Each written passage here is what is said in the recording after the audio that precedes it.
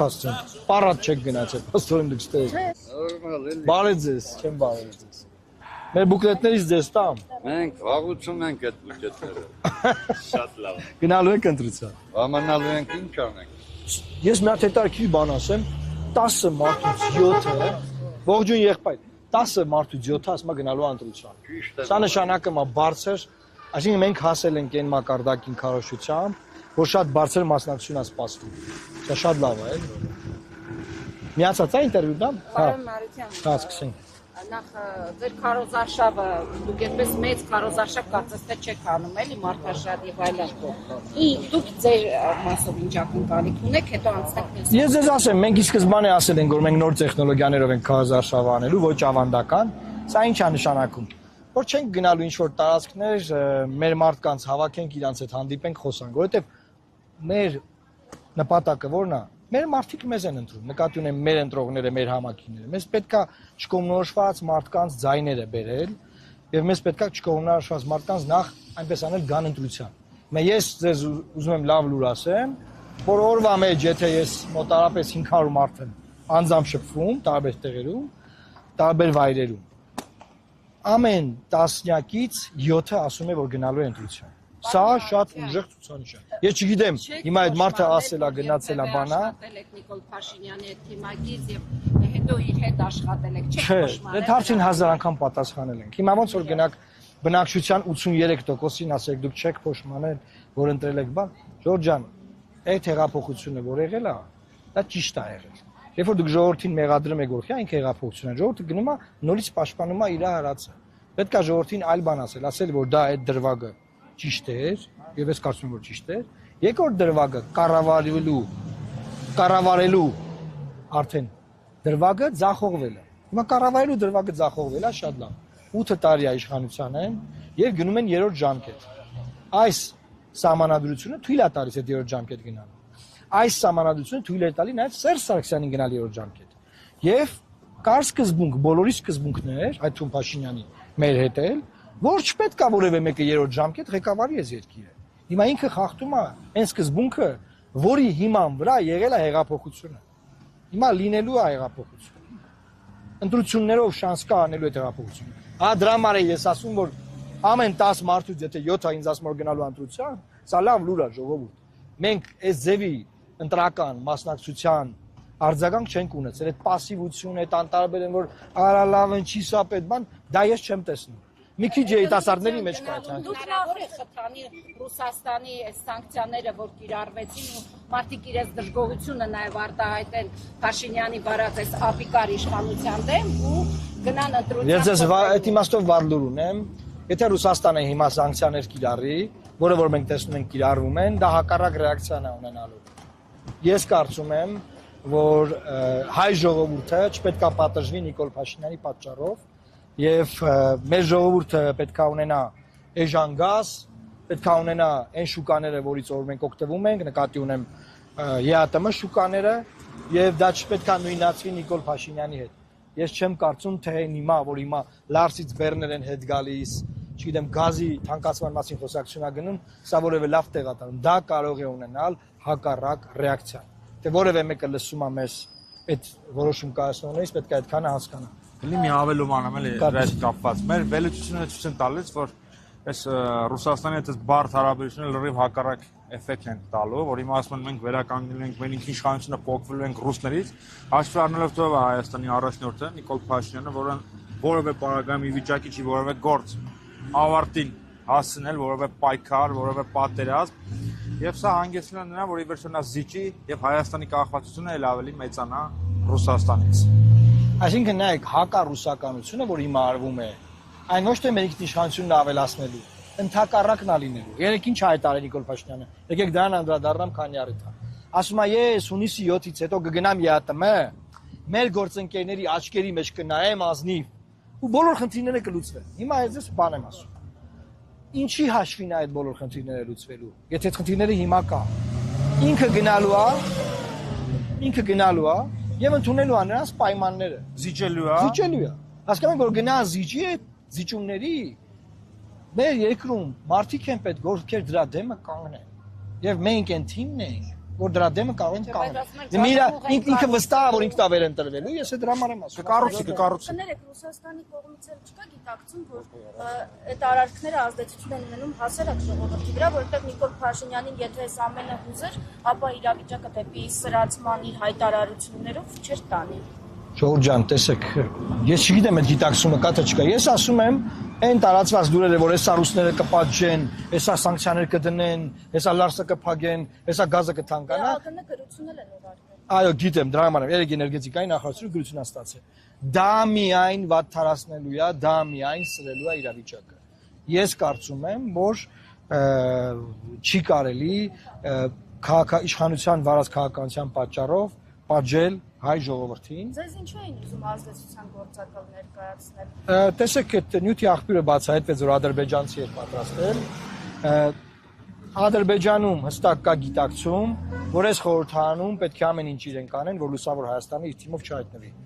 Եվ այդ գիտակցումը ունենալով նրանք մեր դեմ պայքարում են։ Առաջին 2 շաբաթը տեսեք ծրտուն չեն անել, ընդհանրապես մեզ չեն անդրադարձել։ Ինչու՞։ Որտեւ իրենք մտածում են, որ մենք չենք անցնելու, կարիք չկա մեզ անդրադառնալու։ Բայց քանի գնում պարզ է դառնում, որ մենք լինելու ենք խորհրդարանում, հիմա սկսել են հակակարողջությանը։ Դրա համար Դանիել Իոնիսյանը պետքա զրկվի դիտորդի հավատարմագրից, որովհետև ընտրական օրենսդրության համաձայն սահմանադրական օրենք ընտրական օրենսգիրքը ասում է, որ դիտորդը պետք է լինի չեզոք։ Դուք դիմեցիք, չէ՞ կենտրոնական։ Վաղը նիստ է լինելու։ Ես ժամի վերաբերյալ կծանուցեմ, խնդրում եմ դուք էլ լուսաբանեք, որ տեսնեք, որ մենք ոնց ենք ապացուցում, որ դիտորդական առաքելություն իրականացնող մարդը ողջուն եղբայր ջան։ Դիտորդական առաքելության ողջունող իրականացնող մարդը ինքը անաչառ չի, ինքը իշխանության համար թիրախավորում է լուսավոր Հայաստանը։ Կոնկրետ, նայեք։ Ինչ որ տարբեր գործիչների ամբողջ ընդդիմության։ Դրա համար եմ ուզում ասեմ, իբր ամբողջ ընդդիմությանն է, չէ՞, բայց ես ուշադրությանն եմ հրավիրում։ Մենակ իմ մասին է լայվ արել ու գրառում արել։ Մյուսների մասին մի հատ գրառում արել։ Մենակ իմ մասին երկու արձագանք արել։ Այդ մարդը կոնկրետ հրահանգ ունի մեր դեմ գործանելու եւ արել այդ գործը, անում է,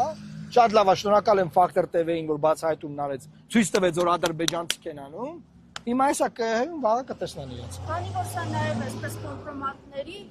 պատերազմի է վերածվել, դուք տևական ժամանակ աշխատել եք իր հետ։ Իր դեմ որևէ կոմպրոմատ չունեք, որը կարող եք օրինակ չբացահայտել, բայց օրինակ ընտրության վերջին օրը բացահայտել։ Որտեվ սա նաև կոմպրոմատ է։ Շնորհակալ եմ, նայեք, ես երբեք չեմ ապրել այդ միտումով, որ ինչ որ մեկի վրա կոմպրոմատ հավաքեմ կամ չհավաքեմ։ Ես ուզում եմ ասել հետևյալը։ Տեսեք, դուք էլի կենտրոնացած եք նրա վրա, որ պետք է Նիկոլ Փաշինյանի մասին վատ բան քնել ասել։ Ժողովուրդը գիտի Նիկոլ Փաշինյանը ով է, ինչ արել, ինչ կարան, ինչ չի կարան, գիտի։ Իր էլեկտորատը ֆիքսված է, գնալու է, իրան ընտրելու է, ընտրում ժամը 8-ին, զարթնելու է ու գնա։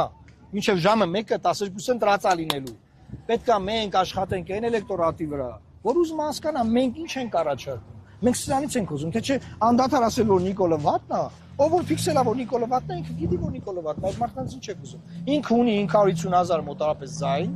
հիմա եթե մեզ հաջողվում է 1.5 միլիոն մարդ գնա ընտրական տեղամաս, որովհետև հիմա իր խոսքից բարձ է դառնում, որ ինքը հենց իր զանգվածին պահելու խնդիր ունի, ոչ թե նոր զանգված, որովհետև իր խոսույթը սնունդից սկսած միջև այլ հայտարարությունները, պերաշկի ուտողը պիտի ընտրի պերաշկի ուտողին, հիմա լսեք, այս երկրում ավելի շատ ուտողը պիտի ուտի կարտոֆիլ։ Ինքը թիրախավորում են մարդկանց, ովքեր որ համարվում են մեր նման սովորական ժողովուրդ։ Ինքը ասում է, նայեք ժողովուրդ ջան, ես ձերպես ձեր մեջ ուսեկած մարդ եմ, եկեք ինձ ընտրեք։ Նրանք ձեր են առնում պերաշկի ուտելը, դուք եկեք ինձ ընտրեք։ Դա համար այդ մեր հիմնական օպոզիցիան իր ամբողջ ստրատեգիան սխալ թիրախների վրա է կառավարում։ Սխալ թիրախներին, օրինակ մի հատ օրինակ բերեմ, էլի։ Քիչ առաջ ես ուղի եթեր եմ արել, շնորհավորել եմ մեր զինված ուժերի զորահանդեսը։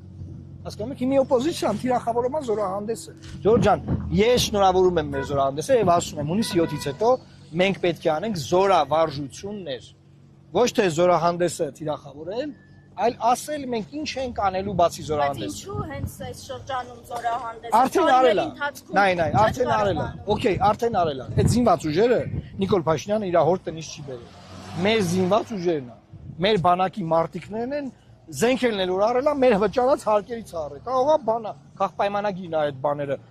պատրաստել, դրոններ ասարքի ասենք Ալեն Սիմոնյանը։ Այդ իշքան մերն է, մեր պետությանն է պատկանում, դա մեր բանակն է։ Ես շնորհավորում եմ զորահանդեսի առիթով մեր բոլոր զինվորներին, սպաներին, գեներալներին եւ ասում եմ Ադրբեջանը արդեն տասնյակ զորավարժություններ արել։ Մեզ պետք է հիմա այս զենքերով անել զորավարժություններ, չվախենալ զորավարժություն անելուց։ Մեր բանակը պետք է լինի մարտունակ։ Ցույցադրված զենքերը պետք է կիրառել սովորել։ Էս է մեր ասած։ Հա, բայց խնդիրը նրանում է, որ չենք կիրառում։ Օրինակ, մենք կարող ենք կիրառել սուվերեն տարածքից հետ շպրտել, չենք կիրառում, այսինքն, եթե այդ զենքերը կիրառության մեջ որևէ մեկը չի տեսնում դրանցով հպարտանալը եւ այսպես հաղթական դիրքերից տրիբունալներից հանդես գալը, սա չի ընկալվում, որևէ մեկը բանակին չի քննադատում։ Բանակին քննադատողը եւ բանակի վերաբերյալ ամենավերջին ասողը Նիկոլ Փաշինյանն է։ Այդ տպավորությունը որպեսի չստեղծի, դրա համար եմ ասում, մենք բանակին ենք շնորհավորում, Նիկոլ Փաշինյանին չենք շնորհավորում, բանակը բանակն է, բանակը պետք է լինի ապաքաղաքական։ Նիկոլ Փաշինյանի օրոք բանակը ամենակաղաքականացված կառույցն է դարձել, այն պետք է ապաքաղաքականացվի եւ այն պետքա դառնա մարտունակ։ Ինչ վերաբերում է մեր սուվերեն տարածքներից զորքերը հանելու Ադրբեջանի, մի հատ եկեք մենք մեր զորավարժություններն անենք, մեր բանակը մարտունակ պահենք։ Եկեք բանակցային գործընթացով փորձենք հանել։ Նիկոլ Փաշինյանի խնդիրն ի՞նչն է։ Ինքը բանակցություններով էլ չի փորձում այդ զորքերը հանել։ Կազմա սահմանազատմամբ։ Դա արդեն իսկ սահմանազատումը արդեն հակասահմանադրական հիմքի վրա է։ Վաղը մենք կիրանցում ենք լինելու, որտեղ որ հանրապետության նախագահը իր կյանքի ընթացքում առաջին անգամ որպես քաղաքացի տեսել է մեր պետական սահմանը, մեր ամոթը, ես ամաչում եմ, որ ինքը մեր նախագահն է, եւ իրանցից սրա մասին խոսենք։ Կարծես բան ասում։ Հանրապետության նախագահի լացի պատը։ Հա, դա մեր հանրապետության նախագահի լացի պատը, ունի շատ ուժեղ բան ասիր։ Միտք։ Եվ նաև Կարծես 15 րոպե է մտածում օրական։ Տեսեք, եթե մարդկանց անվանում են օրինակ ազդեցության գործակալ կամ ասում են Ռուսաստանն այստեղ գործակալ ունի, գործակալ է, ինչ տարբերություն։ Օրինակ, որ երկրի մենք այստեղ տեսնում ենք նաև, չգիտեմ, Եվրոպայից գործակալներ, Միացյալ Նահանգներից գործակալներ, հիմա ինչ տարբերություն, ով որ երկրի Ադրբեջանից, Թուրքիայից գործակալներ։ Այդ դեպքում իրենք ու ավելին ասեմ, մենք տեսնում ենք նաև ազդեցություն, երբ որ օրինակ Միացյալ Նահանգներից պաշտոնյաներ են գալիս, Եվրոպայից պաշտոնյաներ են գալիս, ազդեցությունը Նիկոլի ընտրվելու պահով Ոչ մի միջազգային աջակցություն չի կարող Նիկոլ Փաշինյանին վերընտրել, եթե մեր ժողովուրդը նրան չընտրի։ Եկեք մենք մեր ժողովրդի հետ աշխատենք։ Վիկտոր Օրբանին աջակցում էր Թրամփը, Պուտինը եւ էլի աշխարհի լիդերները։ Ջեյդի Վենսը գնաց անձամբ ԱՄՆ փոխնախագահ, բայց ինչ արեց Պիտեր Մագյարը։ Մոբիլիզացրեց ժողովրդին գյուղ առ գյուղ,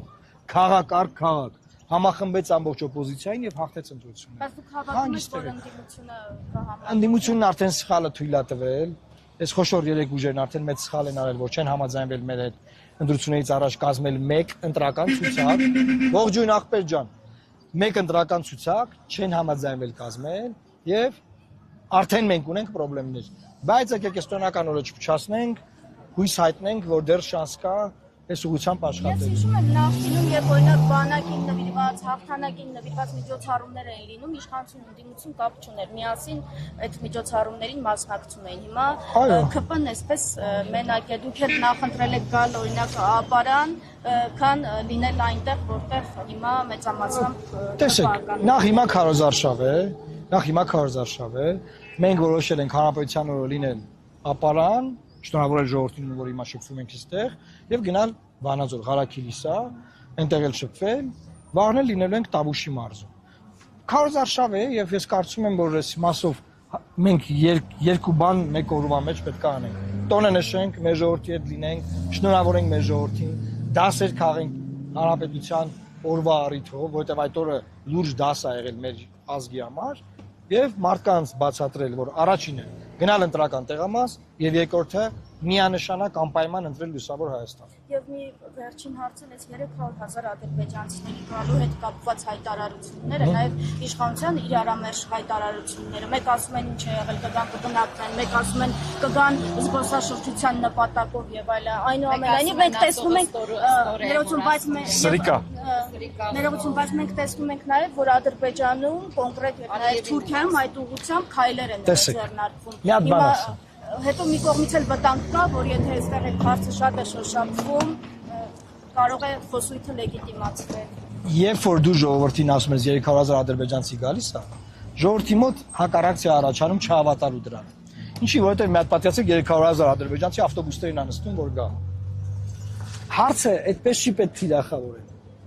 Կարող է մի գյուղ գա, մի գյուղ, բայց որ մի գյուղ է կա, կողքի հայկական գյուղերը դատարկվելու է։ Հասկանում եք։ Երբ որ մարդկանց դու մեծ բան ես ասում, այդ մեծ բանը հիմնավորելու մի քիչ պրոբլեմատիկ է։ Հակառակցիա թափվելուա չէին հավատում, բայց Հասկացա։ մի օրվա մեջ հայաթափվեց։ Եթե թույլ տակ ես ասեմ, էլի այստեղ։ Ուղղակի Նիկոլ Փաշինյանը եւ Արարատ Միրզյանը թեման պրիմիտիվացնում են։ Մենք չենք ասում, որ Նիկոլ Փաշինյանն ընտրվում է, վաղը ավտոբուսները նստելու են գան։ Մենք խոսում ենք երկարաժամկետ դեմոգրաֆիական հիմնախնդրի մասին։ Այսինքն